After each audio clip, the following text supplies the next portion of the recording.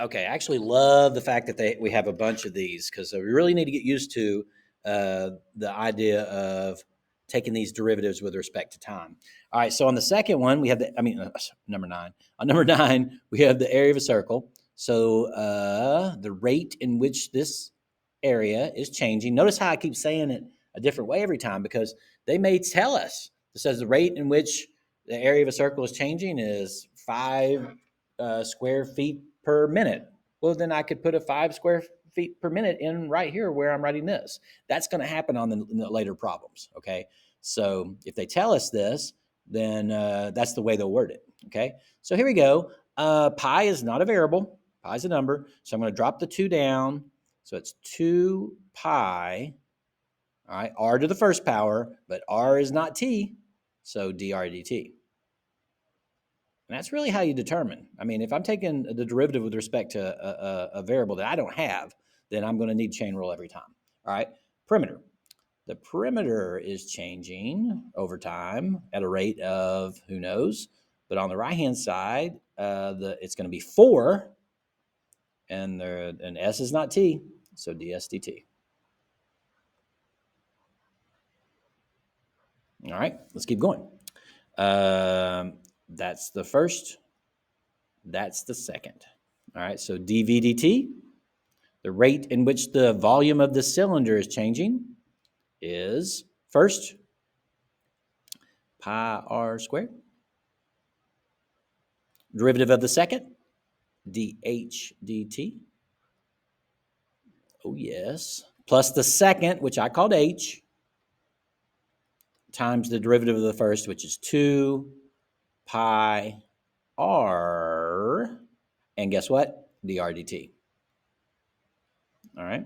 Lots of unknowns there. So to solve this, we'd have to be told quite a bit of stuff.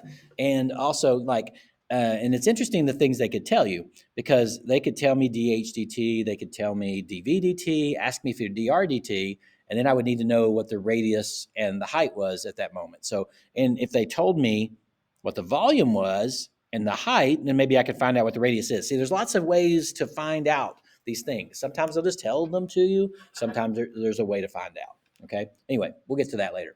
All right, number 12. I'm going to call that the first, the 1/3 pi r squared, and then the h is going to be my second. All right, so here we go. dv dt. Hopefully at this point you're starting to get the hang of this. All right, is the first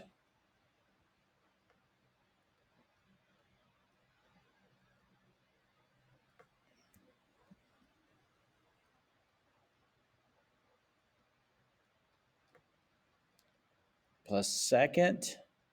And then the derivative of the first is an interesting one because that's going to be 2/3 pi, right? The 2 comes down. 2/3, that's multiplication right there. 2/3 pi, yeah, r to the first power, and then I need a dr dt. Every single time you take the derivative with respect to a variable that you don't have, you got to have this little chain rule deal. All right, here we go. Volume of a sphere. dt on the bottom of all of these. It's time that we care about. All right. All right. So 3 comes down, and we have 4 pi r squared. Huh, that's interesting. Isn't that the formula for the surface area of a sphere? Yeah, that makes sense. If our volume's changing, this is the thing that we're painting on top of this thing, the surface area every time, like an onion, dr dt. Onions have layers. Okay. Here's a big one. Side lengths of a triangle, Pythagorean theorem, right? Okay, so here we go. I've got a squared plus b squared equals c squared sort of thing going on there, equation of a circle, whatever. All right, so here we go. So this is interesting. So we have 2x dx dt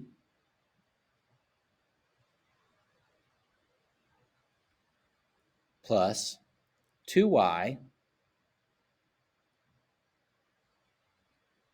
dy dt